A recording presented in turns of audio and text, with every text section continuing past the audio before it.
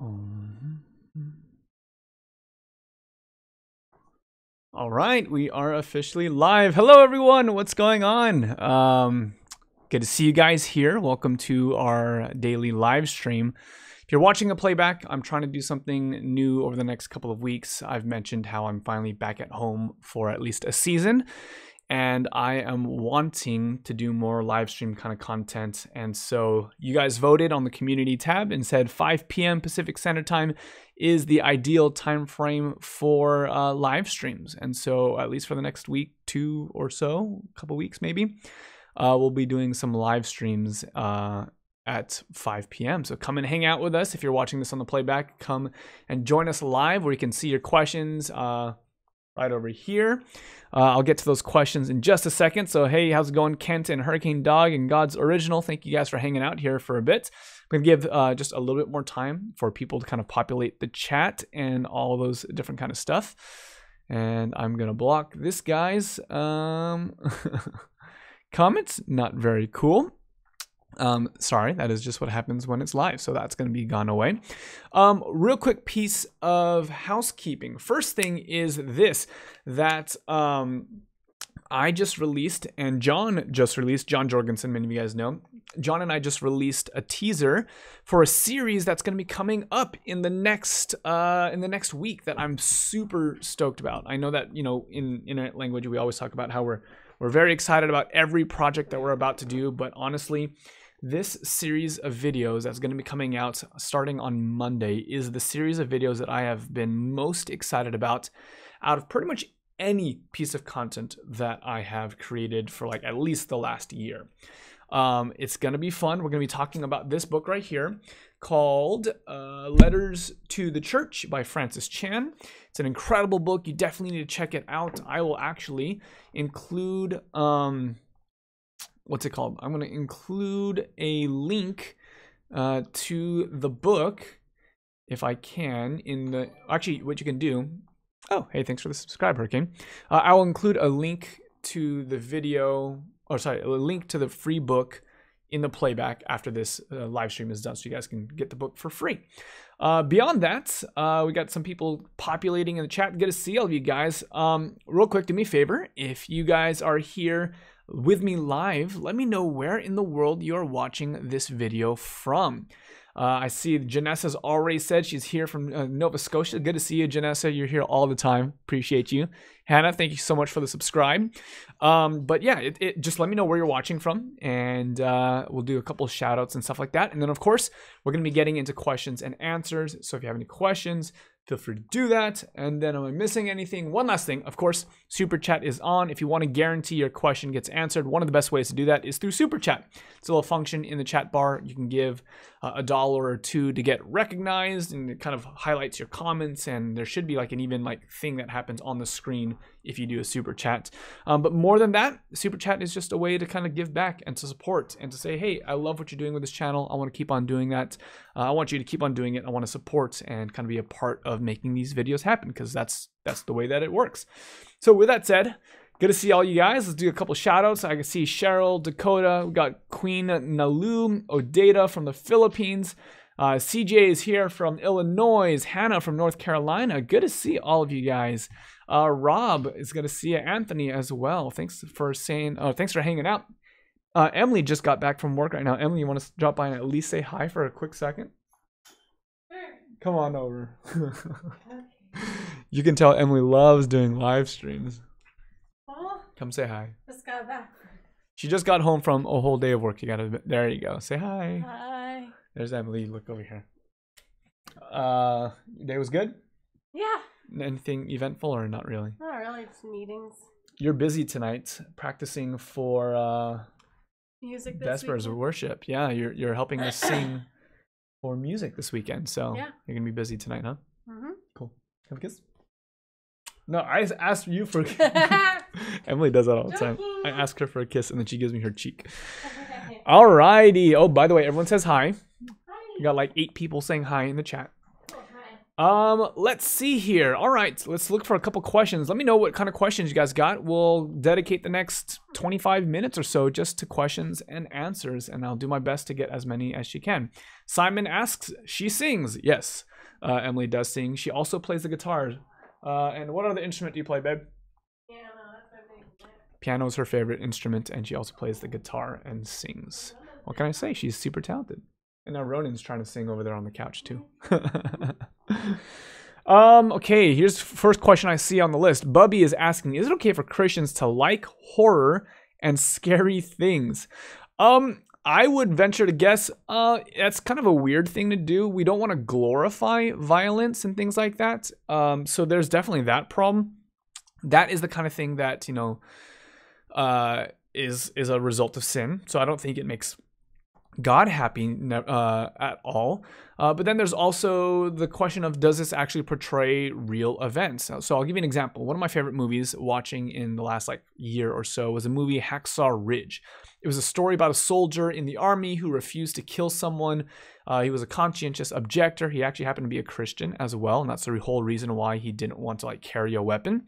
And in that movie, there's a particular scene where he basically saves several dozen people's lives. And in the movie, all around him, there's explosions and bullets flying and things like that. And there's quite a bit of violence in the movie.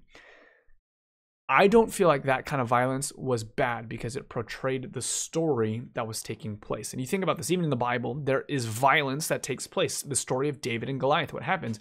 David throws a rock at Goliath's head, basically through the sling, and boom, hits him in the forehead. Goliath goes down and dies. There's violence in the scriptures. There's violence in those stories in a lot of places of the Bible.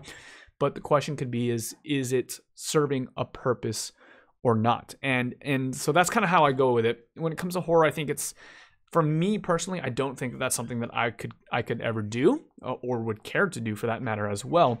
But I think this is something that you're definitely going to be praying with. You gotta be aware of what God is kind of convicting you and your spirit of. CJ is asking, what are you live streaming with? Good question, CJ. I am live streaming with my normal camera that I shoot videos with. I have this attachment that lets me put it into my computer, and of course, this microphone, and that's where I'm getting my audio from. Queen Nalu, how to be closer to God? Really great question. Very practical. One of the things that you need to realize is that your relationship with God is going to be very similar to every other kind of relationship out there. I'm just realizing I never did my hair this morning, and now I'm live for the world to see. Oh well. Your relationship with God is much like a relationship with any other person. In order to develop a relationship with anybody, there are a couple key ingredients. Babe, what are some of the ingredients for a healthy relationship with someone? Communication. What else? Love. Communication and love. I think it also takes time and just spending time with each other. And so when it comes to spending time with God or growing a relationship with God, it's the same thing. You got to spend time with God. And the ways that we've often said is the way to do that is through prayer and through Bible study. It helps to be in fellowship with other believers and church and all those different kinds of stuff. And then realizing that that'll just take time. Don't expect for you to have a magically amazing relationship with someone overnight. It just takes time. And it's the same thing with a relationship with God. Have a degree of patience with yourself and just be intentional about spending time with Him. Good questions. Let's see what else. Afni first is asking a pretty serious question. Is it normal for a Christian to be gay or to be transgendered? In my opinion, I don't believe it is. The Bible talks about you've heard this a million times. In the beginning, God created the male and female. There was a distinction behind that. There wasn't it wasn't ambiguous as to who you were or what you were. But then the reality is that we live in a world of sin. And unfortunately, our brains don't always work the way that they're intended to. Our bodies don't always work the way that they were intended to. This is simple when we see children who are born with some kind of developmental disease like Down syndrome or something along those lines. Our bodies don't work in that sometimes children are born handicapped. They're born blind or deaf. And so the reality is is that we live in a world tainted by sin. And so sometimes our mind and our affections don't always work the way that God intended it to be. So is it God's ideal? No, I don't think it is God's ideal. But does God have the power to transform and to renew things? And my answer is yes. I absolutely believe that is the case. So yeah, hopefully that's helpful. Sky's no limit, really solid question. I see this one coming in, and a lot of people are saying that they feel the same way. When I read and pray, I can't hear God, and I can't retain what I read until I'm in a debate. I can kind of remember what I read. Sometimes I just feel separated. Yeah, I understand where you're coming from. I think that there's a lot of people that feel that way. Hannah, Thomas, CJ, everyone's saying that they understand exactly what that's like. It is not uncommon to feel that way. And one of the most encouraging things that I've realized in that whole discussion is that this is something that we see time and time again in the Bible. Think about it this way. Even Jesus felt alone and distant from God when he was on the cross, right? And who's our example other than Jesus? Jesus said, my God, why have you forsaken me?" Now, here's the question. Did God actually abandon Jesus when he was on the cross? Yes or no? Jesus said, my God, why have you forsaken me? But was he actually forsaken? Was he actually neglected by God? And the answer is no. I mean, we see it pretty clearly. The scriptures talk about, I will never leave you or forsake you, right? So even though Jesus felt a certain way, right? He felt distant. He felt separated from God. The question is, was he actually separated or distant from God? And the answer is no. And what I learned from this is that sometimes our feelings are really great. Our feelings can be very helpful, can teach us things about ourselves. Our feelings are one of the ways that God can kind of like speak to us. But sometimes our feelings actually betray us and actually don't reveal the reality of the situation. And so what you do when you're praying or you're studying the word and you don't feel God, realize that your feelings aren't always facts. Sometimes your feelings just betray you. But then you talked about a little bit more, talking about what do you do when you can't hear God. I think hearing God takes place differently than it does in the scriptures. Not always. I mean, obviously, I've met people who have like audibly heard the voice of God, but I'll be honest, I never have. The way that I experience God, the way that I hear God speaking to me, actually doesn't happen through sound. It's more through an experience. It's a conviction of the Holy Spirit. There's a lot more that goes on it. But this idea that you actually have to audibly hear God's voice, I don't actually think is true. Awesome. Hey there, Jeanette Miller. Thank you so much for the subscription. Appreciate that. Let's see. Righteous force. Can you go over Leviticus 21, verse 5? Let me pull that up, and hopefully, if I did this right, I should be able to put the Bible up on the screen as well. Let's see. There we go. Leviticus 21, verse 5. Okay, so here is the text that you're asking about. Thanks for the subscription there, Elosa. Hopefully I said that right. Your question is, does God want us to grow beards, or was it just a weird beard cut God didn't like back then and have no desire to grow a beard, by the way? Just want this verse explained. Great question. Thanks for the subscription, Thomas. I'm going to have to wonder, I have to kind of figure out, do I always give audible shout outs to subscriptions or not? Because it kind of interrupts, obviously, what's going on. Let me know if I should do that in your opinion or not. Okay, so let's see. They shall not make baldness upon their head, neither shall they shave off the corn of their beard, nor make any cuttings in their flesh. Leviticus 21, verse 5. So what is going on in this passage? Obviously, it's a little weird. It's not one of those things that we hear talked about a lot in the Bible. There's a lot of passages in the book of Leviticus that seem kind of odd. For example, you're not supposed to eat certain kinds of foods together. You're not supposed to wear certain kinds of cloths together. Your hair is supposed to be done a certain way. All of this stuff, to my knowledge, the reason why God said these things, these were all practices that were supposed to teach Israel a particular lesson. And the lesson was that they were supposed to be different, unique, and separate from all the other people. You'll see it over and over and over again in the Old Testament. God tells Israel, the nation of Israel, don't intermingle, don't marry people from outside of your tribe. And the reason why God wanted this to be done is because he didn't want them to forget or to wander away. Think about the story of Samson. Samson didn't want to marry one of the people that God had ordained, and then he goes and marries someone else, and his whole life kind of snowballs out of control at that point. God had that restriction because he wanted to protect his people. So why did he have some of these odd rules in Leviticus? The cutting of the beard, the mixed garments, the food, all of those were object lessons. All of those were illustrations to help communicate the point that they were supposed to be unique and different. The difference, though, is that we are not Israelites. We are not those kinds of, we are not under that system of government and law, having now been redeemed in the New Testament. And so, no, I don't think that actually is meant to apply to us. I think there's good principles that we can learn there. Like in Leviticus chapter 11, for example, it talks about what kind of foods you should or should not eat, which ones are kind of be unclean. And even though that's not like a sin issue right now, I think there's a lot of wisdom in the health component. If you study that, people who choose not to eat that kind of food actually live longer and have healthier lives. It's pretty cool. Lincoln Jerry, thank you so much for the super chat. I appreciate that.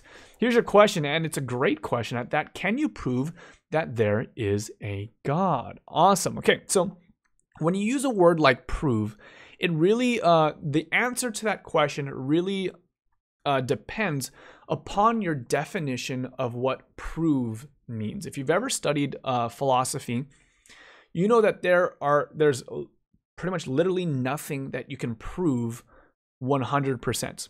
You cannot even prove that you exist. Like, how do you know that you actually exist? This is one of the existential questions a lot of philosophy people ask.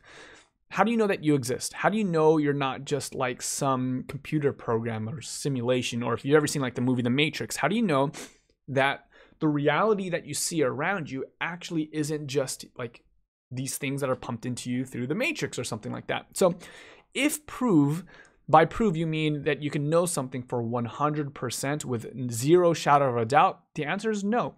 You can't prove anything with that kind of certainty. You literally can't prove that you exist or that the sky is blue or that, anything. You can't prove anything like that. But here's what I would say, Lincoln, and I appreciate your question. I do believe that God gives us evidence for us to how do I want to say this? God gives us evidence upon which we can rest our faith. There is a belief that faith equals believing in something with zero evidence. And I don't believe that that's actually the case. Let me share with you a passage in Hebrews chapter 11 and verse 1. Check this out. Now, faith is the substance of things hoped for, the evidence of things not seen. Check it out. Right there in the definition, this is like the most common definition of what faith is. Tied to faith is this idea of evidence. So let me put it to you this way. Let's imagine you are getting on a plane and you're going to go fly. Where do you guys want to fly? Let's say you're going to go fly to Hawaii, because why not? You're going to have a vacation with your family. Can you prove that you will get to Hawaii safely? Yes or no? Again, it depends on what you mean by prove. If you mean by 100% without a shadow of a doubt, the answer is no. You don't know that for certainty. But can you have a reasonable, I'm going to use this word, faith that you will actually get there? And the answer is yes. Why? Because of the evidence that you have seen through your experience. In other words, you've flown on flights before. You've seen the track record. You know that the pilot has gotten his training and certification and all these different kinds of things. And so when you step on the plane, you are actually making an act of faith, but the faith is not blind or unreasonable. The faith is actually based on evidence. And so when it comes to proving God exists, can we have this kind of faith in God that's based off of evidence? And my answer is yes. I actually believe that you can. You can have faith, and there's many different ways that you can show this to be the case. One of the major things that God does, and I'm gonna have to look up this verse. I think it's in Isaiah.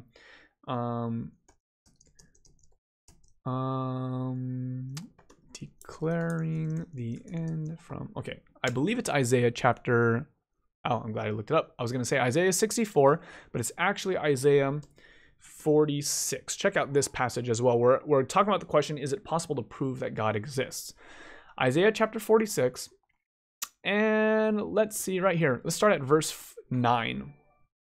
Thank you very much for the super chat. I will get to your question in just a second. Let me finish this question. I'll get to you in just a little bit. Okay. Remember the former things of old, for I am God and there is none else. I am God, there's none like me. Notice how he gives, what is God's claim when he claims to be God? He says, I can declare the end from the beginning, the ancient times, the things that are not yet done, saying my counsel shall stand, and I will do all my pleasure. In other words, when God is basically trying to say, hey, listen, I am God, I am who I claim to be, the way that he says that you will know is actually through prophecy. So actually through God being able to tell the future. And this makes sense. I can't dive into all the prophecies that exist out there. There's tons of prophecies and some that are quite amazing and detailed. I did a video. If you check out the one that's like maybe 2 or 3 videos ago when I interviewed a former atheist, one of my friends, he and I talk about the prophecy there that actually helped him realize that there was a God. He was atheist for like a decade. All these different kinds of things, and when he had understood one specific prophecy, he was like, oh shoot, there is a God. So hopefully that's helpful. Appreciate again the super chat and for your question. And I saw there was another super chat. Let me roll through. Meggy Queggy, thank you so much for the $5. Appreciate it. This isn't a question. Oh, I just want to say I love your channel and you're spreading the word in a beautiful way. Let me know when you're up in Seattle. Meggy, thank you so much. Yeah, I would love to hang out with you guys. If I'm ever up in Seattle or something like that, be sure to follow on like Twitter or Instagram or something like that. I tend to give announcements kind of like the day of if I'm traveling or something. I should be traveling to, I think actually Hawaii next month, and I'll also be in Maryland. And I'm under discussion with possibly being in England in October. So those are some of the locations that I might be. But I appreciate so much the super chat and the kind words. Thank you very much. Super encouraging. Let's see. God's Originals question. Justin, can you please answer my question? What would you do about fake friends? Thanks for your live streams.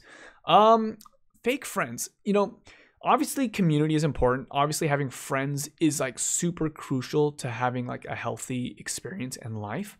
But sometimes friends actually take more than they give. You can have bad friends, disloyal friends, toxic friends, and fake friends. If those are the kinds of people that you have in your life, I would challenge you to not prioritize those friendships. Here's what I'll say. You know, the Bible talks a lot about the importance of the kind of company that you keep. Let's give you an example here. Let's go to Psalms chapter 1. And this doesn't quite exactly apply to the very question that you're asking, but I think it is a good principle to keep in mind. Okay, Psalm chapter 1. Blessed is the man that walks not in the counsel of the ungodly, nor stands in the way of sinners, nor sits in the seat of the scornful. In other words, you will be blessed, you will be happy when you are choosing the people that you invest your time with intentionally, when you're choosing to not be surrounded by the wrong people. So yes, the Bible actually talks about that there can be the wrong kind of crowd, the wrong kind of friends. And I think that this is super important to realize. So what do you do with fake friends? Well, I think for one thing, you want to have a heart like Jesus. You want to try and strive to redeem any friendship or relationship that might be broken because of whatever the case is. But at some point, you also need to know it's okay to let that relationship or friendship go. And I think it's important. It's hard to know when to do that, but it is important to realize that that is in fact a valid option. Great question. Let's see. What's your favorite version of the Bible? CJ is asking. My favorite version of the Bible right now is the English Standard Version. That happens to be the one that I spend the majority of my time studying. And other than that, I've just spent a lot of time studying the King James Version from back in the day, and that's just kind of what I'm familiar with. So those are the two that I appreciate the most. Let's see here. Kind of scrolling through some of the questions. There's a handful. I'm just trying to see which one do I want to kind of answer. Ethos Gaming, I see this one come up a couple times. What denomination are you from? I'm a Seventh-day Adventist. Talked about that a handful of times in other videos. You can check more about that. Reginald, here's a good question, Reginald. I like this one. I'm about to start trade school in January to become an electrician, but now I'm interested in becoming an OTR truck driver. OTR, is that on the road? Truck driver. Does God choose our career or do we? Here's what I would say. In certain situations, I do believe God kind of predetermines your career. I think that there are times where God has a specific calling on your life for your career. However, I don't think that this is the case for all people. I think for some people, God just gives you the ability to make a choice. He gives you certain gifts and talents, and it's kind of up to you, and it's kind of up to me to decipher through that. So, I would say no and yes. No, God doesn't always tell you what you need to do, and sometimes He does, and that's kind of frustrating because it's not clear and cut. I understand, especially if you're trying to figure out what should you do. It can be kind of frustrating. But that's just the reality of the answer. What matters most is that you are consistently going to God in prayer, saying, God, what would you have me to do? That's kind of like the most consistent prayer that I have in my life is, God, where do you want me to go? What would you like me to do? How can I best serve you and serve other people? So great questions.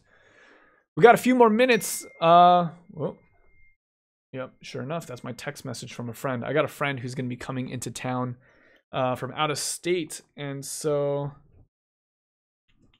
I'm going to be hanging out with them. So I got a few more minutes and answer a handful more questions, and then we will end the live stream in just a little bit. By the way, if you're joining us for the first time, thank you very much. Welcome here. I'm glad to have you here for the next couple of days, actually weeks. My goal is to do a consistent live stream, short, to the point live streams, 5 p.m. Pacific Standard Time. So if you want to come and join us tomorrow, I would love to see you guys there. Set alarms on your clock, or whatever the case is. Set the subscribe and notification so that way you know when the next live stream is happening.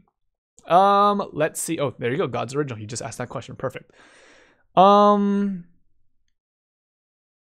Let's see. Aaron B, I have a long distance relationship and I've wondered if you can shed some light on a Christian perspective of teen dating. Great question, Aaron. I've actually done a whole bunch of videos on dating from a Christian perspective. If you check out my channel page, there's like an entire playlist of like 20 or 30 videos that you could check out. That would be super helpful. But I get where you're coming from, man. Long distance relationships are hard. Right before Emily and I got married, there was a period of like 3 months where we were long distance. I know that sounds pathetic because it's not that long, but we were on the other side of the country, and it was definitely a challenge, especially when you're just like so ready to move on to the next season. So I'm sorry that you're going through that. Hopefully some of those videos you see on the channel will be helpful. Let's see here. Oh, here's a question. Thank you for highlighting this question, Habuk. Someone asked, do you lose your salvation? Sorry for spamming. No problem. So let me end on this question because this is a really great question. Is it possible to lose your salvation? Number one, I actually did a video on this interviewing my pastor, Pastor Greg, and we talk about, is it possible to lose your salvation? The TLDR is, no, I don't think it's possible to lose your salvation in the sense that someone takes it away from you. Like you you're trying to hold on to something and then all of a sudden, boom, you lose it and it's lost and it's gone. I don't think that that's possible. I don't think that the devil has the ability to grab you out of God's hands. That's what I'll say. I'll say it that way. I don't think that the devil has the ability to grab you out of God's hands. Jesus talks about, he didn't lose any of the ones who came to him, right? However, I will say this. I do think it is possible for you and I to walk away from God. under my paradigm, one of the things that I believe God values the most is free choice, the ability to say, this is what I choose to do. God does not want forced obedience. God does not want someone to love him because they are forced to. What matters the most, and really for love to be love, there must be choice. I'll give you an example. If you're going to get married and the preacher says, do you take this man to be your husband? And they say, I do. And then do you take this woman to be your wife? And then all of a sudden, boom, there's a gun to your head and they force you to say yes. Do you actually love the person? No, because forced love is not love. And I think that this is why God values freedom of choice so very much, that God wants you to choose him more than anything else. Right? Choose you this day who you will serve, but as for me and my house, we'll serve the Lord, right? And because he values choice, God will even respect your choice if you choose something else or if you don't choose God. So can you lose your salvation? No. From the perspective that, can someone steal you out of God's hand? No, I don't think that's possible. Can you lose your salvation from the perspective that, could you choose to walk away and choose to give it up? Yeah, I think we're faced with that opportunity and that choice literally every single day. And I think that's why it's so important for us to be able to every single day wake up with this earnest desire to seek God, to follow after him and say, God, I choose you today. So I guess that's where I'm going to leave you guys off. That's my challenge for you guys. That's my challenge for myself. Let us choose God every single day. There you go. I feel like that's like the perfect place to end this live stream. Again, if you're watching this on the playback or if you are here live, come join us back again tomorrow. We'll do another AMA. Send me your questions on Twitter or Instagram. DM me and I'll do my best to get through as many questions as I possibly can. But as I like to say, until next time, I'm that Christian vlogger and I'll encourage you to experience faith in the first person. God bless.